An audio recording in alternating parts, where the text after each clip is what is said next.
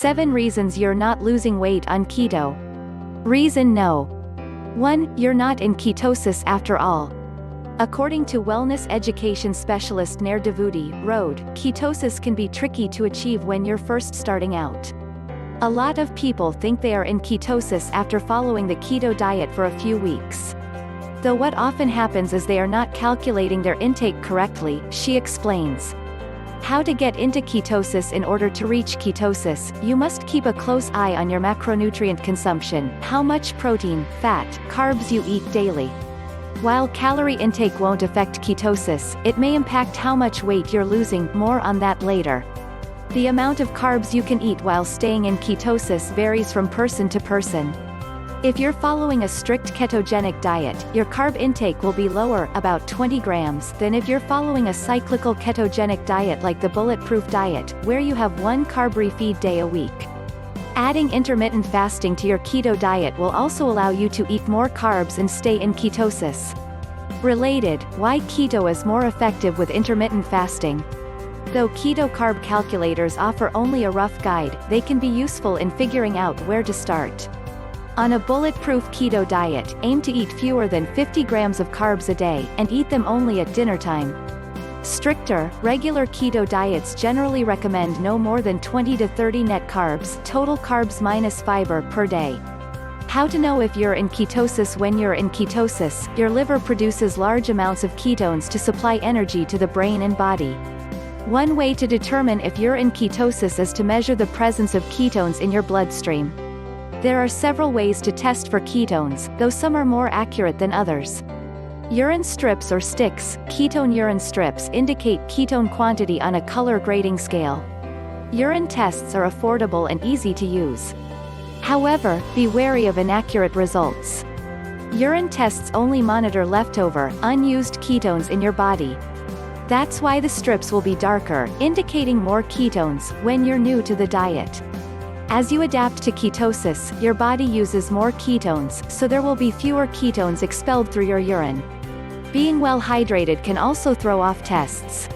Ketone breath meters, the breath test method, where you blow into a meter, measures acetone levels in the breath. Acetones are one of 3 types of water-soluble ketone molecules, and in this type of test, the more you have, the farther you are into ketosis. Breath meters are more accurate than urine strips in determining whether you're in ketosis or not. Blood meters, according to Bulletproof founder Dave Asprey, are the most accurate way to assess your level of ketosis. Prick your finger, draw blood and get a reading of the ketones in your blood. The downside is that these meters and blood strips are expensive. If you don't want to go the testing route, use these signs of ketosis. Strong metallic or fruity smelling breath, aka keto breath. More energy and increased focus, fewer hunger or sugar cravings. Weight loss pro tip: kickstart ketosis with a teaspoon or 2 of MCT oil, like Bulletproof Brain Octane Oil. MCT oils are medium-chain triglyceride fats that bypass the lymphatic system entirely and are uniquely absorbed by the liver in much the same way as carbs. In the liver, they are quickly converted into ketones, so they'll put you into ketosis much quicker. Plus, MCT oil helps you burn fat and gives you much more energy and focus, which is especially helpful when you're adjusting to keto. Reason no. 2. You're eating too much. To lose weight on the keto diet, you still have to watch your calories. You don't necessarily have to cut them, but you can't go hog wild and eat 3 times the amount you used to. Overeat and you won't lose weight on the keto diet. Keep in mind that fat has twice the amount of calories per gram than protein or carbs do. So it's a good idea to track what you eat in a diet app like MyFitnessPal while you're getting started. If a patient asks to go on keto, I calculate their basic calorie needs to sustain their body and lifestyle, says Davudi. It's a myth that everyone can eat the same amount and not be affected differently. All factors considered, it's true that a 200-pound person and a 150-pound person should not eat the same amount. As you lose weight, you won't need as many calories to sustain you as you once did, says Davudi. It's helpful to reassess your needs after every 10 to 15 pounds lost. Otherwise, it's possible you'll hit a plateau. Pro tip: while calories matter, your ratio of macronutrients, carbs, fat, and protein, are most important. Aim for 5% of calories from carbs, 20% from protein, and 75% from fat. Devoody adds that drinking plenty of water to break down fat is particularly important on a high-fat diet like keto. Reason no. 3. You're not eating enough. If you've cut calories excessively, your body thinks it's in starvation mode. That's why ultra-low-calorie diets stop working. Your metabolic rate drops to protect organs and normal bodily functions. Likewise, in an effort to conserve itself, your body slows down in response to insufficient energy levels or excessive exercise. 1. So while you may think you're making great strides toward your weight loss goals by eating significantly less, you might be setting yourself up for failure. Your body needs the right amount of high-quality food in the right proportions to reach a healthy weight. And contrary to popular belief, calorie quality matters more than quantity. Focus on hitting your macronutrient goals: high fat, moderate protein and low carb, and eating nutrient-dense, whole foods, not just bacon and butter. Pro tip: use a food calculator to estimate how many calories your body needs to lose 1 pound per week and stick within that range. Hit your macro goals by eating high-quality keto fats like coconut oil, avocados, grass-fed meats and pastured eggs. Reason no. 4. You're eating too much protein. It's a common misconception that the keto diet is a high-protein diet. It's a moderate protein diet in which about 20% of your calories come from protein. Too much protein can actually kick you out of ketosis, says Devoody, through a process called gluconeogenesis, where your body converts extra protein into sugar, carbs. Your body will reach for the glucose first and no longer burn fat for fuel. On the keto diet, you want to eat moderate amounts of complete proteins, which are proteins with meaningful amounts of all 8 essential amino acids.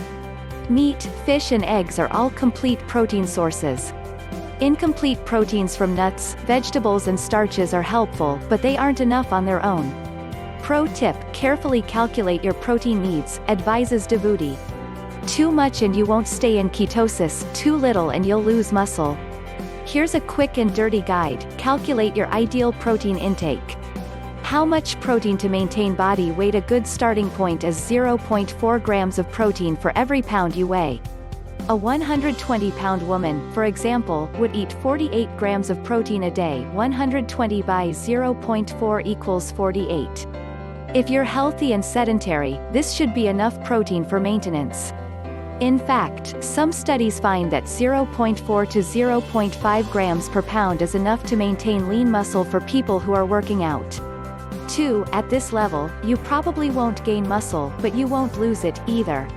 Notice that this is far less protein than many diets recommend. How much protein to build muscle? If you work out regularly, opt for about 0.8 grams of protein per pound of body weight.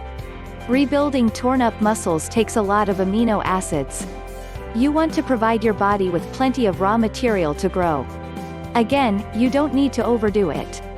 A study of people doing heavy strength training 90 minutes a day, 6 days a week, found that they didn't benefit from going above 0.75 grams of protein per pound.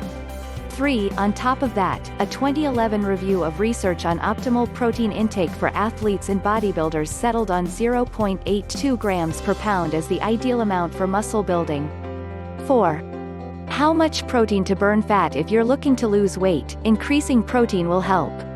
Studies suggest keeping protein between 20 to 30% of your daily calories will help you burn fat. 5, 6, 7. A good rule of thumb to get in that range is about 1 gram of protein for every pound you weigh. How does it work? Protein is satiating, which means you'll feel fuller faster. 8. It also increases thermogenesis, meaning you'll burn more fat if you higher amounts of protein. 9. If you start craving sugar, scale back your protein a bit. You need glucose to break down protein, and you don't need cravings standing in the way of your goals. More from Bulletproof. How does Bulletproof make superior MCT oils? Eat, think and feel your best.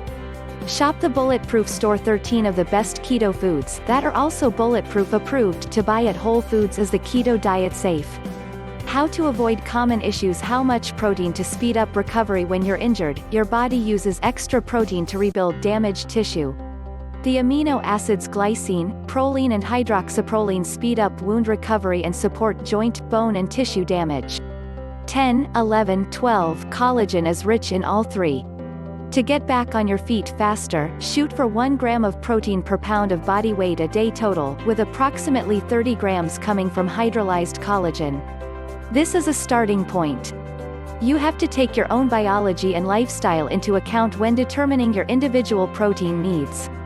With some experimentation, you'll zero in on what works for you. Reason no. 5. You're eating too many carbs. Carbs can be tricky on keto, particularly because they are hidden in many unexpected foods like cruciferous veggies, green beans, dairy and nuts. Because these are all keto-friendly foods, eat them moderately. Another common misstep, misjudging how many carbs you're eating overall. It can be difficult to gauge exactly how much food equals 20 to 50 carbs a day, for instance, which is typical of the keto diet. You can also calculate how many carbs are in each food with the help of a food tracker app. Learn more about the best keto diet trackers here. To keep your carbs in check. Fill up first up on low-carb vegetables like leafy greens, cucumbers, asparagus, avocado and zucchini. These should fill your entire plate at every meal. Be mindful of higher-carb veggies like broccoli, Brussels sprouts, cabbage and cauliflower. Reserve keto-friendly fruit, like berries, for the occasional dessert. Focus on high-fat proteins. Pair an egg, grass-fed burger or wild-caught salmon with a green leafy salad and avocado for an easy and filling meal. Also, take special note of sugar alcohols like sorbitol, mannitol, xylitol and isomalt. Sugar alcohols are derived from plant products, fruits and berries, though their carbs are uniquely altered through chemical processing. While sugar alcohols provide fewer calories than table sugar, people often overeat them because they are labeled as sugar-free or no sugar added foods. This is problematic because they can still spike blood glucose levels due to their carb content. You still need to account for them in your diet plan. 13. Your best bet is to go with erythritol because it doesn't cause blood sugar or insulin spikes. Learn more about alternative sweeteners. Pro tip, until you can identify on your own how many carbs are in each food, use an app like MyFitnessPal. You'll be able to see how many carbs each food contains, and keep track of your daily macros. Reason no. 6. You're intolerant or are allergic to something you're eating. Roughly 15 million Americans have food allergies. 14. The most common food allergies are to milk, eggs, peanuts, tree nuts, wheat, soy, fish and crustacean shellfish. While food allergies are serious business, food intolerances can plague you, too. While not life-threatening, food intolerances cause imbalances in the gut leading to inflammation, which can affect the number you see on the scale. Pro tip, talk to your doctor to find out if you're allergic or intolerant to a particular food. A nutritionist can test your blood and recommend next steps, such as an elimination diet, in which you eliminate all suspect foods and then slowly reintroduce them to see how you react. Reason no.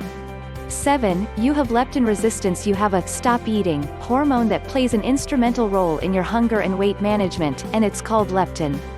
It puts the brakes on hunger by sending a signal to the brain when your body's energy needs have been met. If you have leptin resistance, the "I'm full" signals don't transmit properly across the blood-brain barrier. Leptin resistance is triggered by irregular sleep, stress, overeating and calorie restriction. Leptin resistance can also affect your thyroid, which secretes hormones that influence metabolism, growth and development. The amount of leptin available to your brain has a major influence on how many thyroid hormones are released into the body. Leptin resistance can throw a wrench in your thyroid function, leading to a slower metabolism and stalled weight loss. Pro tip, studies suggest that you can manage leptin levels by having good sleep habits and cutting back on sugar and high lectin foods.